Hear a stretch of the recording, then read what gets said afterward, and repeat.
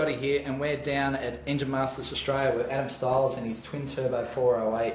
Now, it's a LS2 you were saying, cast iron block, and you've gone air-to-air intercooler. So what are you aiming for? What, about 1250 you were saying? Yep, aiming for about 1250 horsepower. Yep. And trying to keep it mod street legal. Okay.